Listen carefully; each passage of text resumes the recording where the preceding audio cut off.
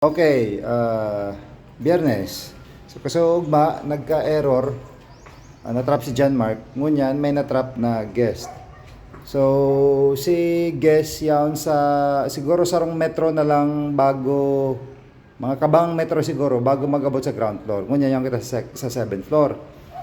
Ang pinasakat kami ni Sir Gerald Digdeo, guwape, kang Kone, pigiling digdi. So binukasa may labi ni ini F0145. So, ang nangyari, so kung iyon na naman girara ito, yung EBD electric brake something. So, indot niyang pinagibo, ini yun, nakataas ini. So, pigpapindot ini maluwas. So, garo nag-off siya.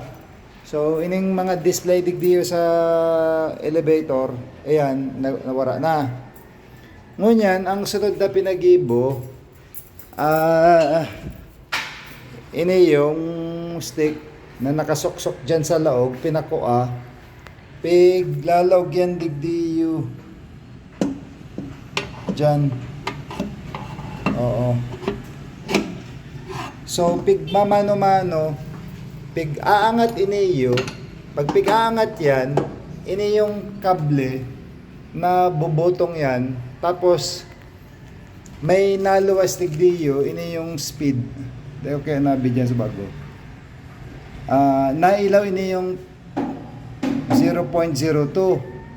Pinasasakat niya, itong na-stuck partially sa ground floor, pinasasakat niya, padikit-dikit, tataas, bababa, tataas, bababa, daida babad, baka mag-overshoot na naman.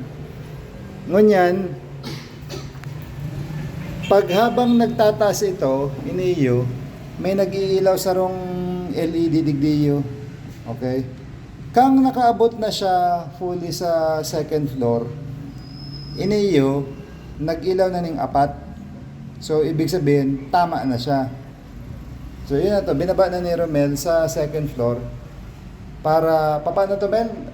Pig, mano-mano mo lang digdiyo, piglabihan mo pa. Piglabihan mo pa.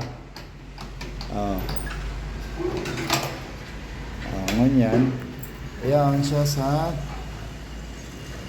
2nd floor, naka-standby.